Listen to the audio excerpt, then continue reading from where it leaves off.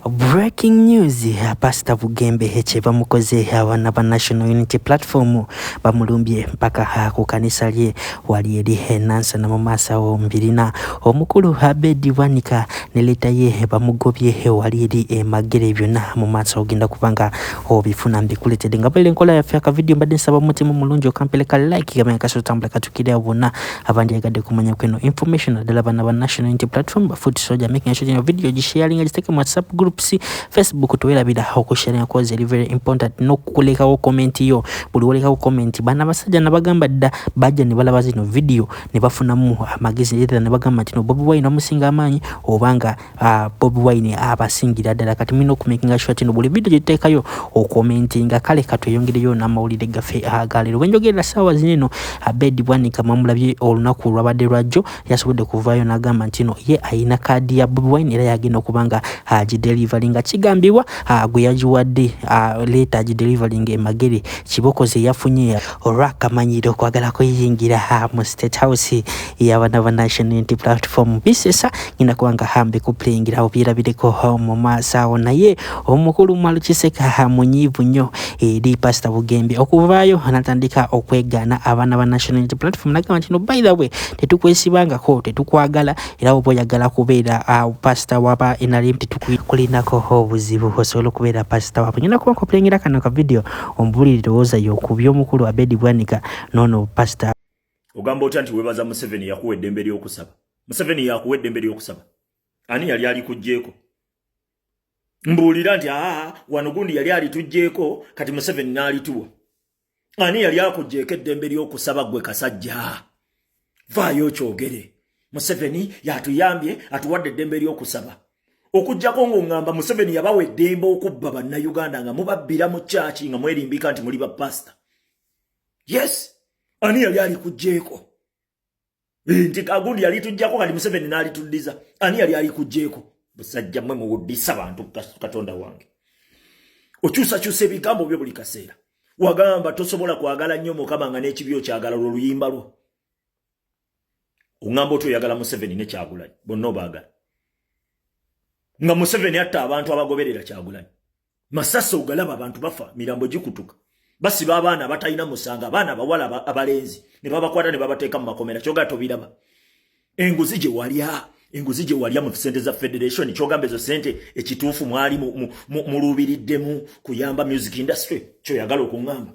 sente za federation tewazigabana tewagabana omunyago bw'omala okugabana omunyago kati Museveni n'akugamba nti sente zaffe ze walidde beerako ne statement z'okola kwe kutandika okwasama nze Museveni mwagala nnyo yatukkiriza okusaba era nze ne Kyagulanyi mwagala ani akugambye ani agambye nti ebiri Uganda bya bufuzi ffe tuli mu politics tuli mu kwerwanako gwe kasajja gwe bupasita bonna obuli e Uganda bwonna obunene obwo bwolaba obwo bwonna obunene bonna Museveni projekiti ze n'amakyaki yabuzimbira gojja kulaba bwefuula obulwanagana gundi alwanagana ne gundi alwanagana ne gundi bwe batyo bakole ebintu byabwe basika attention kubanga we batabaawo kulwanagana ekintu tekibeeramu muliro biringa nga wolaba ebyabayimbi nti omuyimbi gundi alwanagana n'omuyimbi gundi ago balabanga balwanagana abawagiza abamu ne badde eno abalala ne badde eno ebyo bibakuumira mu makyaki it's a strategy bakola byakiyaye mu kyaki nga beerimbika mu kubuulira ekigambo kya Katonda ongamba otya nti oli owa mwoyoyo era oyagala bantu bakyawa ebibi ate nga gwe oyagala Museveni ongamba otya nti oyagala abantu bakyawa ebibi ate nga oyagala Museveni tulaba nga oliko ekikyamu ku mutwe oyagala kungamba Museveni ebikolwa bye byakola bya Bwakatonda kyoyagala okutugamba yogamba nti baddayi Museveni yatuwa eddembe ly'okusaba ani yali alikujjeeko kubanga bwe mutwe mulimba abantu ababagoberera Museveni yatuyamba n'atuwa eddembe ly'okusaba tuzimba amakyaki gaffe ne tusaba mirembe ani yali akujjeeko eddembe ly'okusaba mumbuulire nti agundi yali tujjako gundi n'alituddiza kubanga Museveni yalwanyisa Obote kyogamba ye yali abajjeeko eddembe ly'okusaba kyoyagala ogezaako tugamba nti mu myaka 4 abantu tebasabanga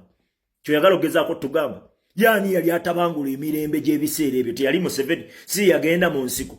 natta abantu kumpi kakadde okutwala obuyinza obwo bw'ayina saawa zino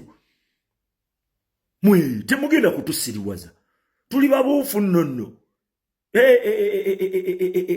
ennaku zino tokyamala gasiriwaza bantu era ojja siriwaza abo tiimu yo jimubeera nayo mu church we mukola script zammwe nimuga nti kati bwenkukwatako bweti ng'ogwa bwenkukola bweti ng'okola bwoti bwenkukola bweti ng'okola bwoti abo be bakuba engalo nga mwogedde by'ekisiru byammwe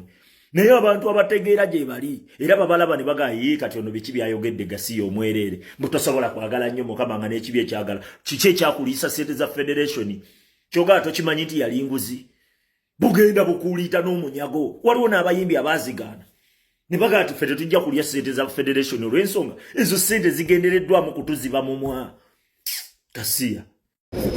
sebo president waffe honorable Robert Kyagulanyi Ssentamu